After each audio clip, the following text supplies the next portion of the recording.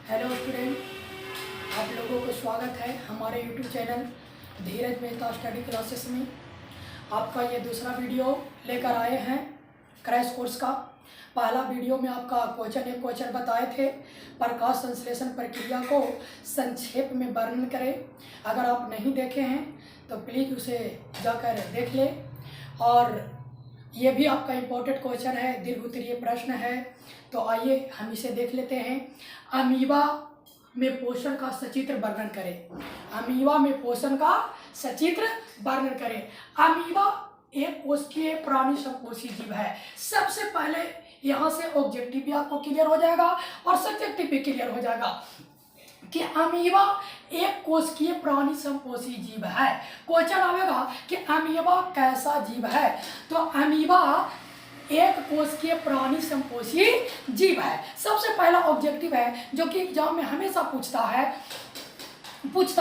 इस मृदु जलीय जीव का आकार कुटपाद के बनने और बिगड़ने के कारण बदलता रहता है। कुटपाद जिससे अमीबा भोजन को पकड़ता है, अमीबा भोजन को ग्रहण करता है, उसी को हम इसको में कोई विशेष अंग नहीं होता, इसीलिए हम उसको कुटपाद बोल देते हैं। कुटपाद के बनने और बिगड़ने के कारण बदलता रहता है। इसके शरीर में पोषण के लिए कोई विशेष रचना नहीं होती है, कोई विशेष रचना नहीं होती है।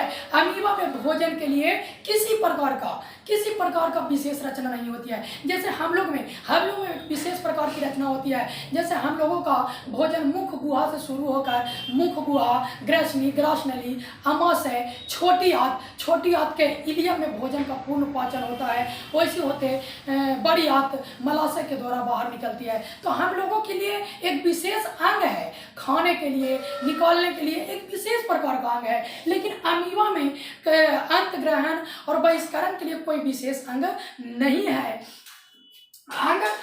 है।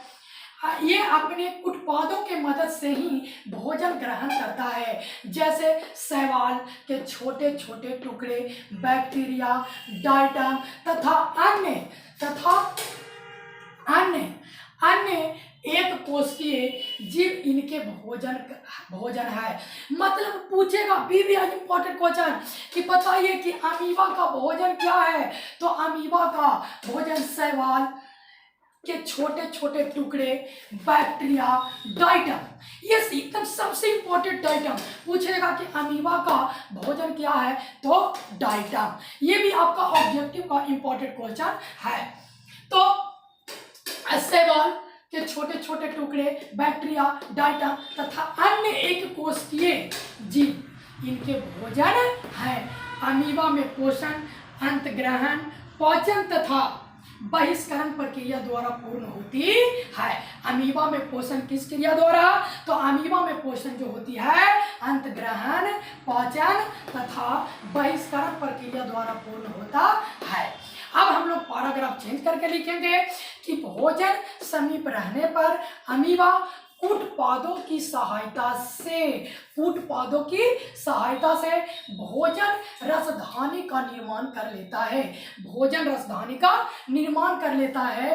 भोजन का पाचन उसी रसधानी में एंजाइमों की सहायता से, क्या चीज की सहायता से, एंजाइमों की सहायता से होता है। पचा हुआ भोजन कोशिका द्रव्य में विसरित हो जाता है।